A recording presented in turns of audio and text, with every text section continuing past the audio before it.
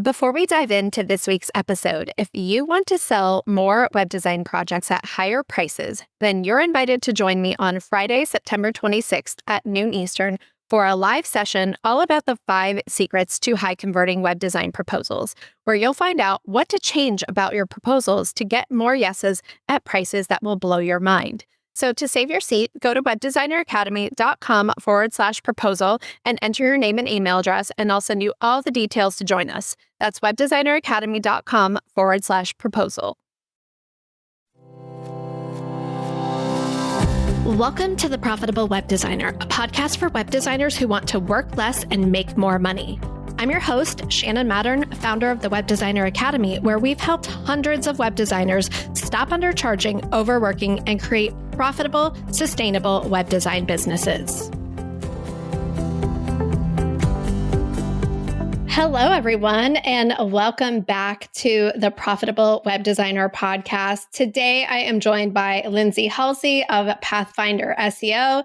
And for over 15 years, Lindsay's been creating impactful, future-proof SEO campaigns for businesses of all sizes. And she enjoys teaching SEO to site owners and web designers via courses and coaching. And this is the second time Lindsay has been a guest on the Profitable Web Designer podcast. She's spoken at the Simply Profitable Designer Summit, and we're so honored to have you back on the show to talk about all things SEO. So welcome back, Lindsay. Thanks so much, Shannon. Excited to be here. Yeah, so we were just chatting before I hit record that the last time we actually did a podcast interview was over 18 months ago, and a lot has changed in the SEO landscape in 18 months. I know in the business, the Pathfinder SEO's business has shifted significantly. So why don't we start there, and you can tell me a little bit about what some of those changes are and what kind of precipitated those. Sure. Yeah. And I can start with kind of the smaller and easier piece of the pie, which is what's going on, kind of how did Pathfinder shift, but it really does segue into how AI is changing search and sort of what AI means for SEO right now. And simply put, Pathfinder SEO, we're still out there. We're helping site owners, web designers, and agencies take a guided approach to SEO. Our focus is really on training and process and community. And so we have kind of removed the software piece from the puzzle. And that is to say, when we started our company years ago, we wanted to build a really simple, easy to use SEO tool. Think of like a dialed back Ahrefs or SEMrush or Moz Pro, and keep things really simple with just basic keyword research, tracking of domain authority, some backlink tools, etc.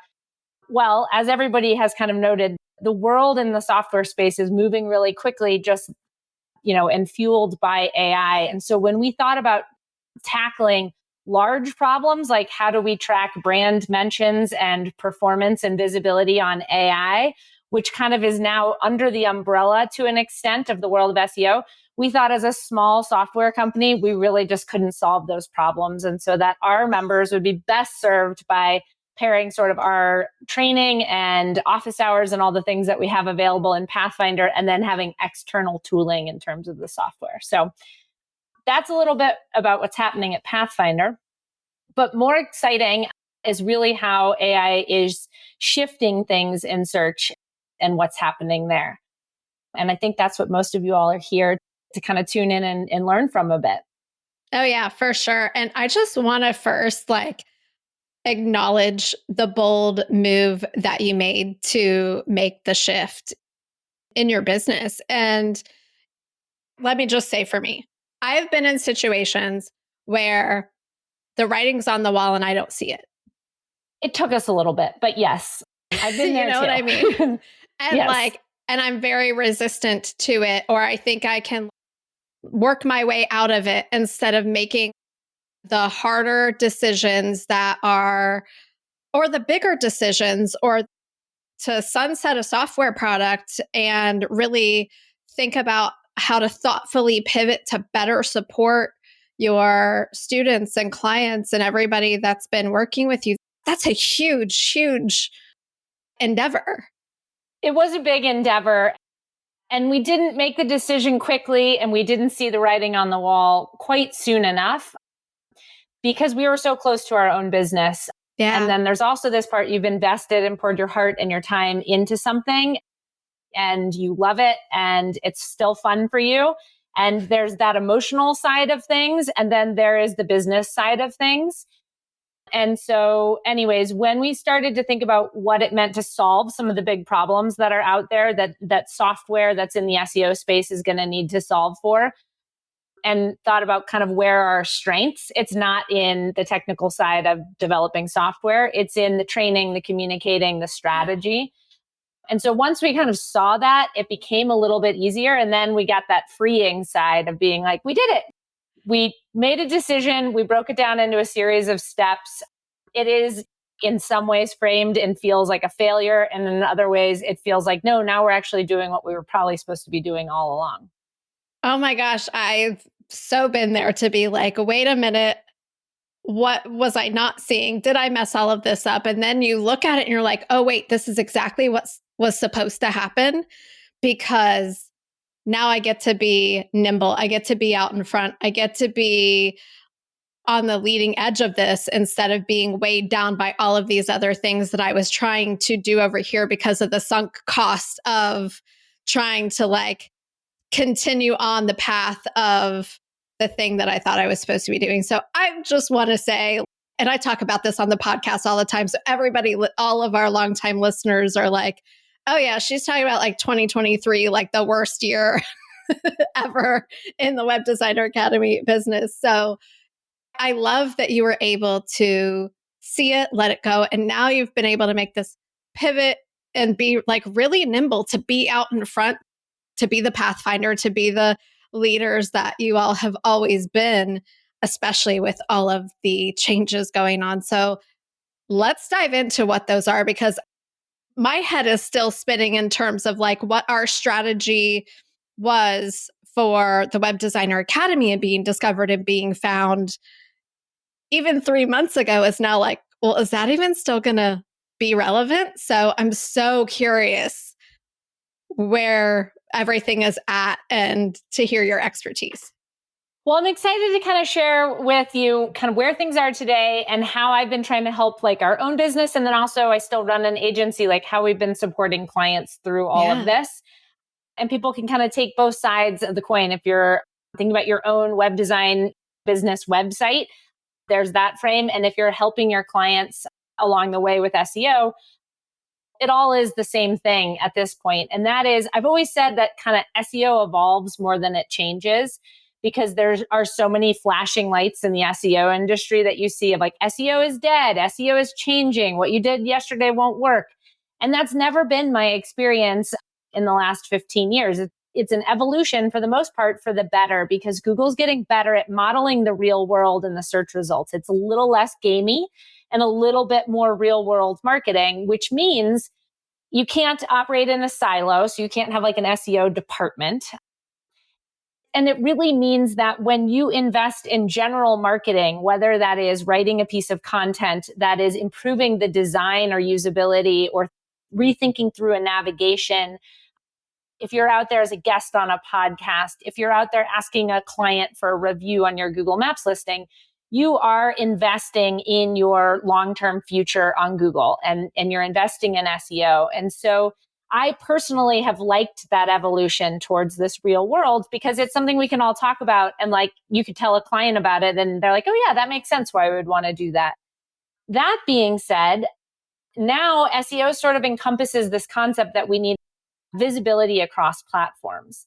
And so there are a couple different dynamics that are out there that are happening. The first is that Google itself has integrated with AI generated response. So you've probably seen those AI overviews and AI mode. And so AI mode is sort of more chatbot feeling. AI overviews are sort of super powered version of like people also ask or something. And so we've been here before where Google started like taking our content and showing it. And so people didn't click through into our websites as easily. Well, now the AI overviews are that like way super powered because there's generative AI taking place and there are links to websites, but they're not nearly as heavily showcased. In Google alone, one dynamic that we're seeing is that the click-through rates for keywords have gone down, and they've gone down disproportionately. If you look at across our clients, like blog posts have gone down the most, which makes sense, right? They're informational queries, they're learning oriented. So the overview does a pretty good job. Whereas more transactional keywords are still winning the click, and the click through rates are remaining pretty high. So depending on your business or your client's business, where in the customer acquisition funnel they get their traffic, that is going to help you understand or predict how impactful is this shift right now on Google alone. So that's a lot as one piece of the pie. The other piece of the pie is that people are not necessarily leaving, but sort of adding to their repertoire of ways to find information and engage tools like ChatGPT, Gemini, Perplexity. And so there is a search engine-like component to those tools as well. Some of the market, may be shifting from Google, Yahoo, Bing into there or certain queries. But now we have this other concept of, hey, how do I show up over there? And you hear people talking about generative engine optimization. So as web designers, you needed more acronyms to help your clients understand. Now you're going to be getting questions about SEO and GEO, and then also what they'll call AEO, which is answer engine optimization, kind of the question answer type component. And wow, it can feel pretty overwhelming.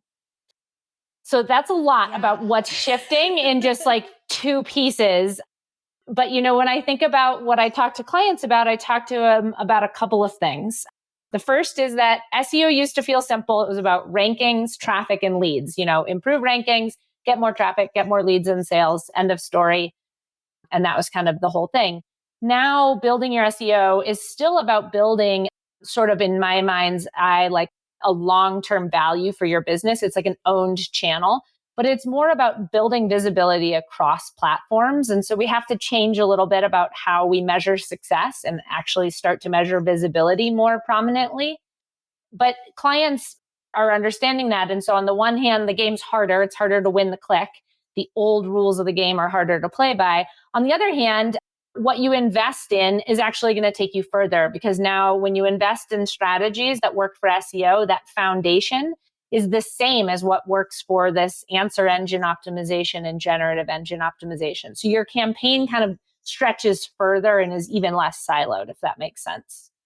So this is all fascinating to me. And as you are just sharing the changes, like what I'm thinking about are not only my personal use of search and AI and different things, but also like things that we have been experiencing here at the Web Designer Academy, and also things that we have been trying and experimenting with to adapt to all of these changes. So just personally, I was like using ChatGPT to help me come up with some ideas to redecorate my bedroom, right? So I am very digitally adept at designing things, but not physically adept. Like I can't judge space very well. Like I don't match colors very well. So I was asking ChatGPT to help me come up with some like sizes of different proportions and like just different things. And then it's like, well, here's the perfect rug for your bedroom. And here's this website called Rugs Direct. And here's a few different rugs that we could potentially see matching the exact vibe that you told me that you wanted for your bedroom. And I'm like, what is this sorcery? So, of course, I'm like, it actually literally picked out the perfect rug for me. I've never heard of Rugs Direct. I was Googling and all I could get was like Wayfair or Amazon. I couldn't even like get anywhere close to this website in the top search results on Google.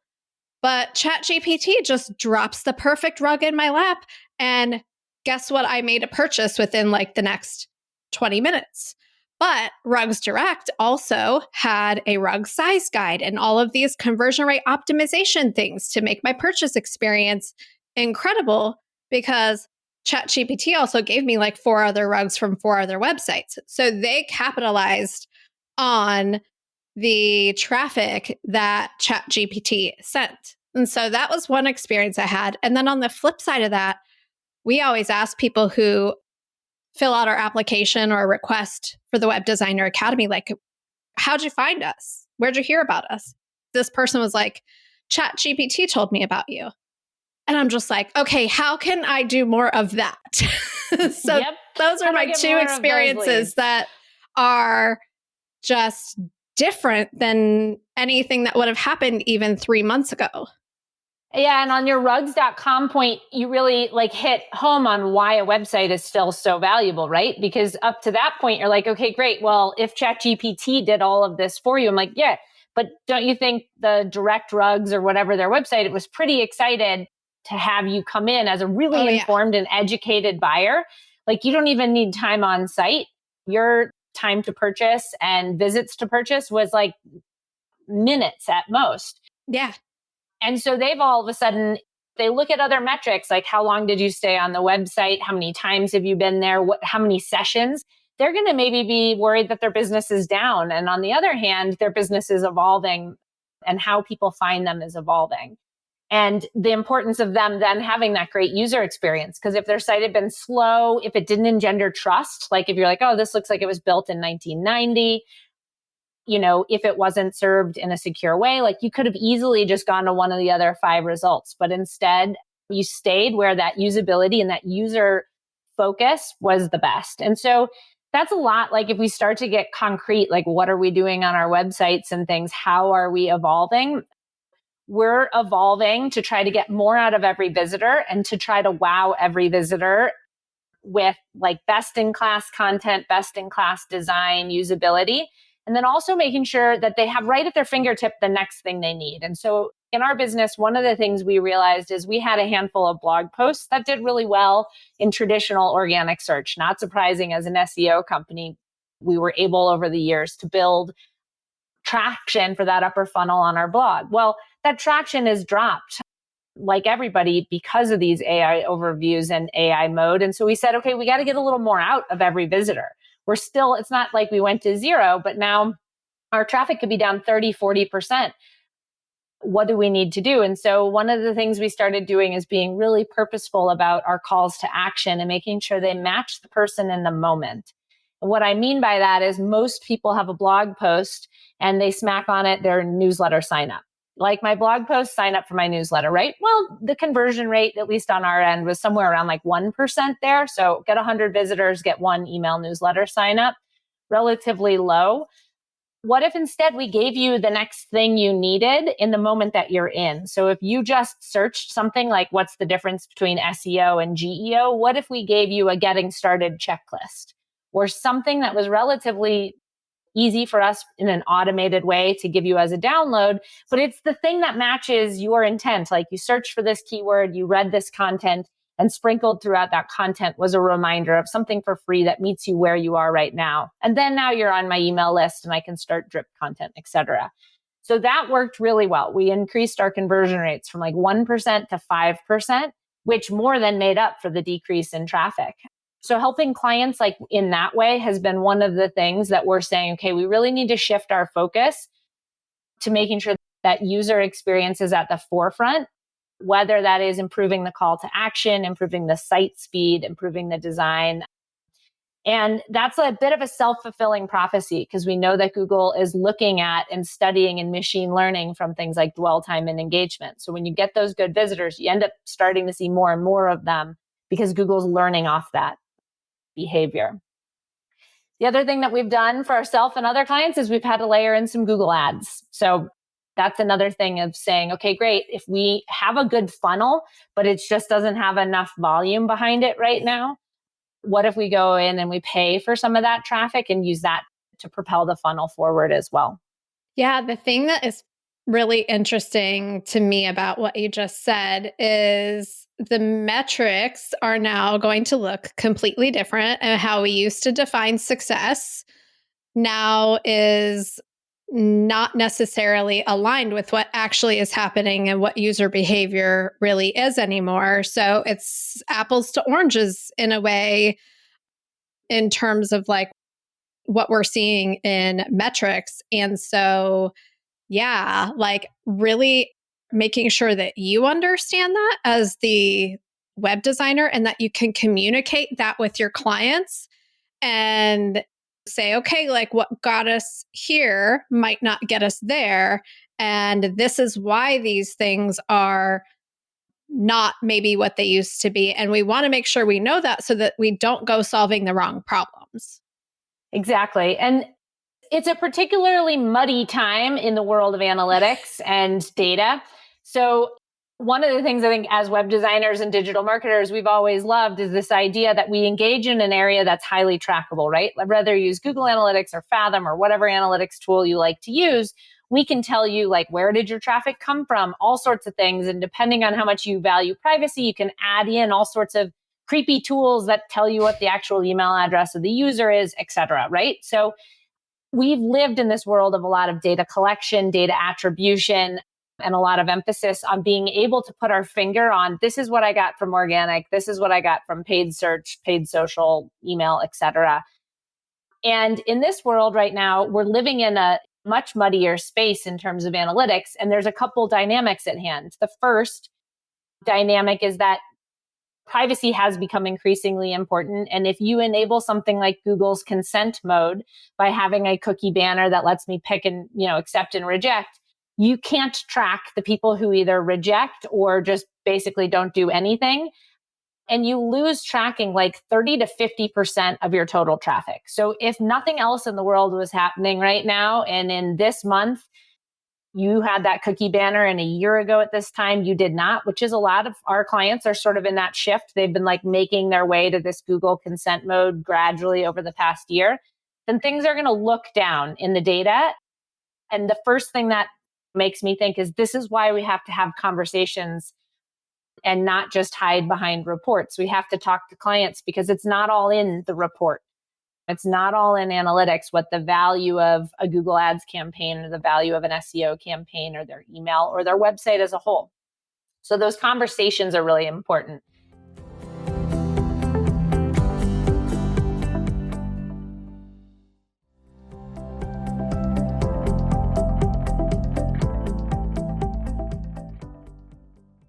Then we add in like the world's uncertainty and 2025 being kind of a year with a lot of change. Some industries are up and some are down in demand. Some it could just like shift from month to month and they don't know how to make decisions in their industry space. And so we have like changes in demand, and that definitely changes how people search on Google and things like that. And then we have all this AI stuff coming in and happening in the data. And so it's really a challenging time. And if you're just valuing sessions and like data in analytics on conversions, you're going to be potentially making decisions informed by data, but not necessarily getting enough of the whole picture. And I think that's been something where I know as an agency, we really try to help our clients and make sure we're communicating enough so that we make good decisions and solve the right problems in the right way, and don't just follow like a singular line based on a singular data point. What I am hearing out of everything that you're saying is it is such an incredible opportunity for web designers and agency owners to step into a leadership role. And now more than ever, they have so much value to add to their clients. In like truly more than any other time.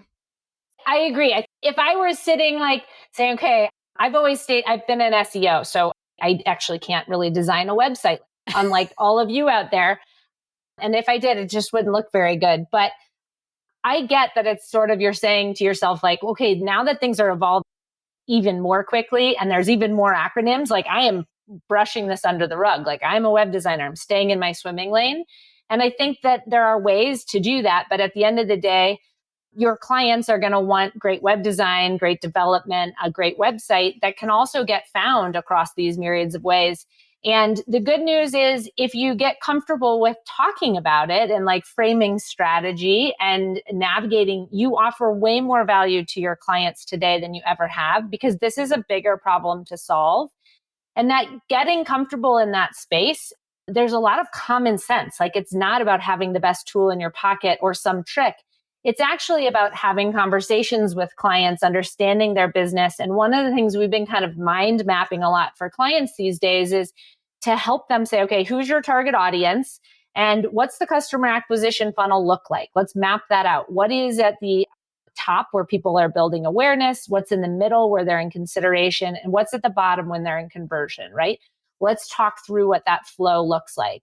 And then talk about like, well, how do we actually how do we connect with people? Most people need to go through the whole series. How do we connect with people in each of these steps? What are the marketing channels? Is it social media? Is it email? Is it organic search? Is it paid, etc.? And then we kind of start to map together, okay, this is like how we're going to this is building our marketing strategy. And what you'll find is different businesses, the concept of SEO or the concept of Google Ads or getting some kind of traction on Chat GPT, et cetera, you can decide like, hey, is it going to fit into all of these pieces and into all of these areas? Is it going to go from awareness to consideration to conversion? And if so, how do we do our keyword research? How do we frame our content strategy and things around that? But I've just been finding kind of breaking that down for clients and helping them understand how interwoven everything is and realize they usually can't skip like a whole segment of that funnel has been a pretty basic strategic way of helping people break things down. Yeah, when you were saying all of that, like, is it this channel? Is it that channel? I'm like, it's almost more like, when is it that channel? And what stage in the journey is it that channel? Because you said it's like visibility across platforms. And so it's like, it's going to be all of the above, but in what scenario and in what part of the journey? And so I was thinking about this. I work with a conversion rate optimization team Lee Scott at Zainatane Consulting, and she's one of our Web Designer Academy students. The way her mind thinks is just not the way my mind thinks. And she's like, Shannon, we really need to set up a YouTube channel for you. And I'm like, absolutely not. And she's like, no, we really do. And I'm like, I don't want to build an audience on YouTube. I have no desire to like do any of that. And she's like, no, it's for GEO and AEO. And I was like, okay, fine.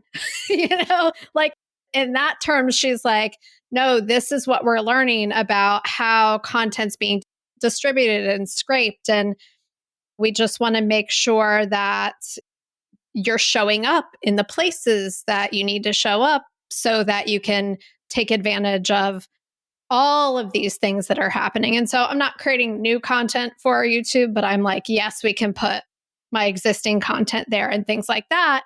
And so the intent, like the rationale now is different. And if I didn't know that, I would just be like, yeah, I just don't want to be like, I don't want to put resources into that. But tell me the reason. And I'm like, okay, I'll put resources there. Yeah, we're definitely taking kind of a similar approach of like this even if you're invested as SEO, like maybe you say, okay, we're fueled by SEO and email marketing, and I don't do social and I don't do this and I don't do that. Okay, that kind of used to work. Like, I think a lot of people would say, like, you don't have to do all the marketing things, just do 3 really well. I remember being told a lot as like a business owner, and I'm like, okay, just do 3 things really well over and over again, and that would be enough. And we've started to find that maybe that's not quite the case anymore, and kind of trying a different approach, which is to say, instead of going deep into 3 channels, what if we go wide, but with a thread that makes sense across all of them? And so that means like, if we're trying to get out there and share our expertise in the space that we're in, talking about SEO, we're going to do it across all of the ways we can. We're going to get a ton of at bats with the same thing. So we're not doing like one blog post here and then something on YouTube and then something on social and then totally different topics. We're saying, okay, right now, everybody's talking about SEO and AI. So we should probably get into that and lean into it with multiple blog posts, some YouTube videos, some paid social, some just organic social posts.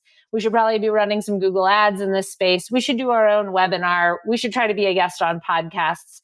Like, we should do all of the things in one topical area and not before we shift and go write that next blog post or do that next thing. And all of a sudden you see how it hits every channel. You're like, oh yeah, that went out on my email. Oh, yep, there was a YouTube video, etc.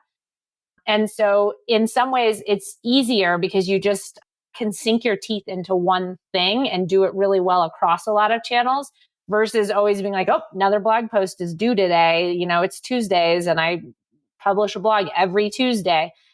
This like kind of quality over quantity or more reach has been resonating well with kind of where things stand in SEO, AEO, GEO. You know what is super interesting? I'm thinking about as we're talking about all of this. So, most of our listeners are solo service providers. They're typically not agencies. And everything we're talking about here is like what they would do for their clients or how they would advise their clients. And the strategies we teach to them for getting clients are old school relationship marketing. Like it's not traffic marketing. It's not almost any of this stuff that we're talking about because when I'm listening to this and if I imagine myself as a solo service provider on the other side of the earbuds or the microphone, like listening to this and thinking like, I have to do all of this on top of everything else I'm doing. I also just want to reiterate, actually, you don't, because you don't need that much volume of traffic and eyeballs and all of these things. And so, if that's your goal and you want to have an agency and you want to have a lot of clients and have a one to many marketing strategy, sure, you still get to use old school analog ways of marketing, relationships, word of mouth, referrals, being proactive, getting in the right space, meeting people the way Lindsay and I like just met each other through like researching online who might be aligned and like reaching out and building a relationship. So all of that still applies to you if you're like, how do I get clients as a solo service provider web designer? So I just wanted to put that out there. So I don't want y'all listening to think like, oh, wait, I have to go be on every single channel now to get clients. No, please don't go do that. But you get to listen to all of this and really understand how to help your web design clients not just have a website that isn't like operating like a revenue generating asset for them. Like you understanding how all of this works helps you better advise them. Or, like you said earlier, create that excellent experience when someone does land upon them through AEO or GEO or whatever. So I just wanted to like allay any really concerns. Good. Yes. And I should really clarify the like some of these examples of like what we're doing. It's what we're doing for Pathfinder, which like national to international audience. And we're in the thought leadership space. So obviously we invest in creating a lot of content. That's kind of part of the name of the game. We do too. Yeah, exactly. And so that's it. And it's a huge investment. We're always like, we have 3 of us and marketing and doing this stuff is a huge amount of what we do day to day. And so that's on one side of the coin. And we're doing that for our larger clients at our agency, right? So our clients that are spending $2,000 or $3,000 a month on ongoing services with us are in that kind of realm of like, hey, we're getting more hands-on across, we're getting our hands in more things, if that makes sense. If you looked at our agency website, which is we're a tiny team, there's 3 of us. We would probably like to stay that size for all of time. We love our business and the lifestyle it's created. And how are we getting new clients there? 100% relationship, so referred business. And so we've been doing work in that space this year to keep our foot on the gas of maintaining and building those relationships. And then we try like a new thing every year. And this year, our new thing is we're going to go to conferences with some of our favorite clients, like in their industry. And it's almost like having a wing person with you because you're in an industry you'd like more clients of, and you're with somebody that you have a great relationship with. And we're going to go and hang out in those spaces this year. And that's different. Normally we go to like other SEO conferences or things in WordPress, WordCamps, etc. But those are like the 2 things we're doing. And if you look at our site, like almost no blogging. And if they are, they're probably generated by AI and do nothing for us. It's a brochure website. It has a contact form on it and a couple of testimonials.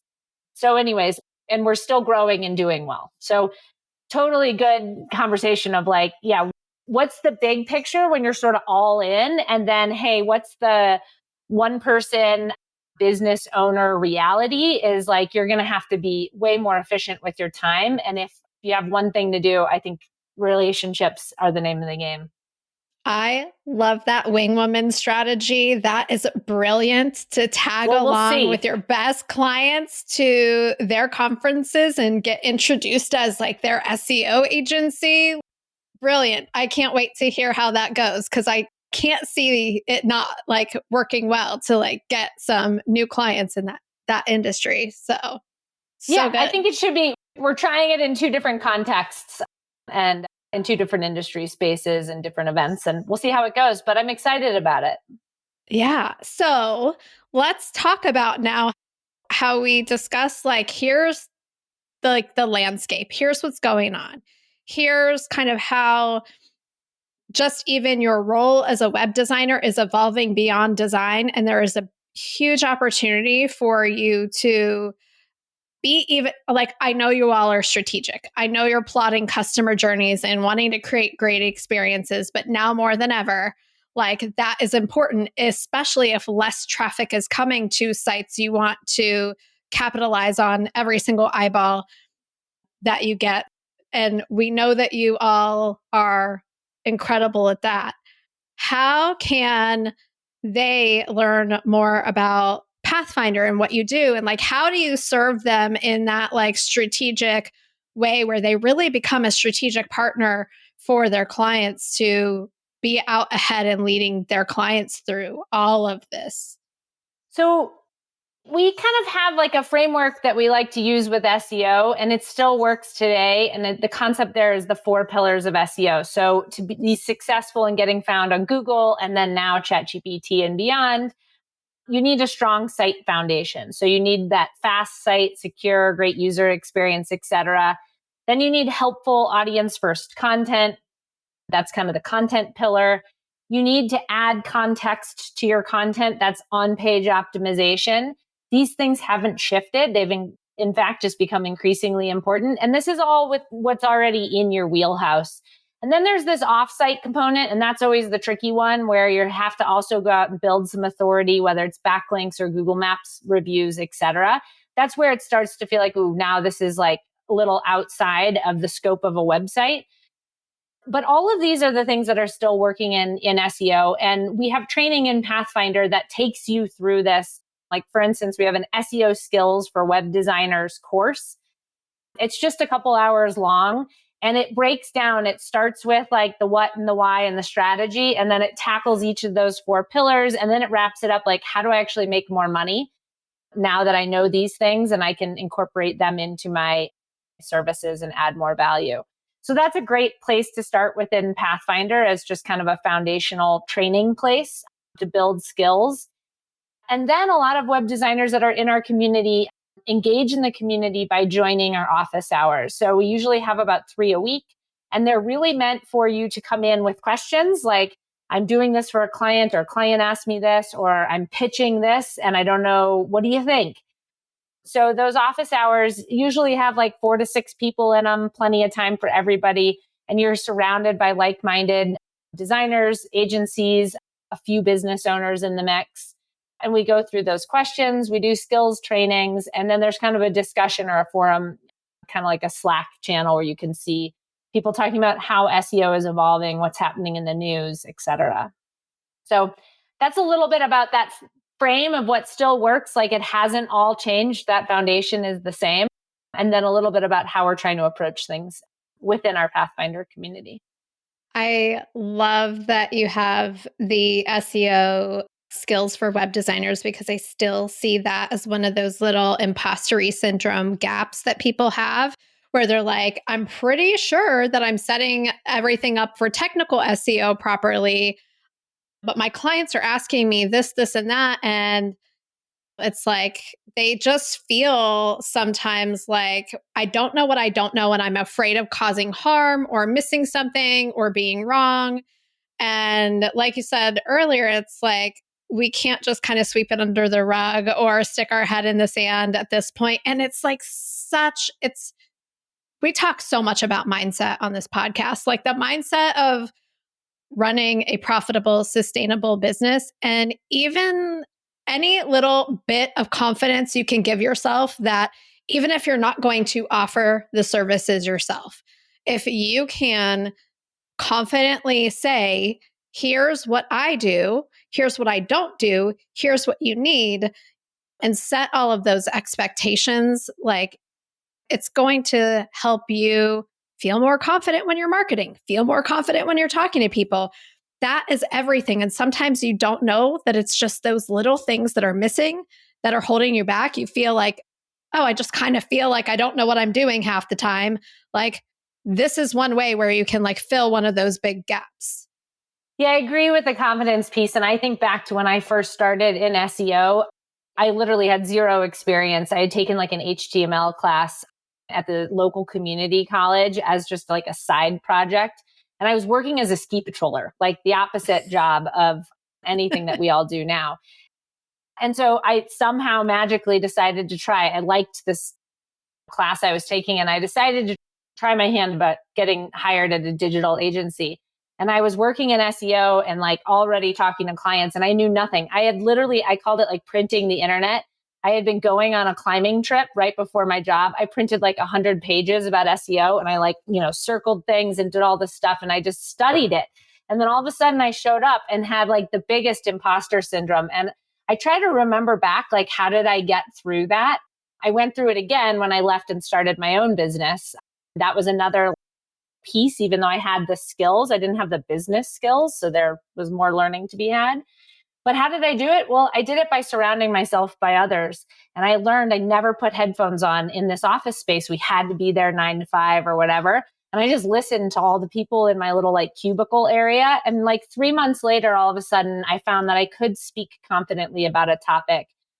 And it was from that kind of learning through osmosis. So I think that's for me, a lot of what we try to replicate in Pathfinder is like, okay, well, if we're not all sitting in the same office and we don't have a pal we can just call with our SEO questions, like, where do I go to just not even realize I'm learning, but I'm learning because I'm hearing it from others. And then the next time a client asks me a question, I literally find myself saying somebody else's words, right? And I find that on podcasts, like when I listen to podcasts, that helps me too. I'm like, ooh, that's a nice frame of way to explain that. And it comes back around subconsciously in some client answer. I love that. That makes me think about back in the day, I used to work in the marketing department in my first job, and my sister worked in the IT department.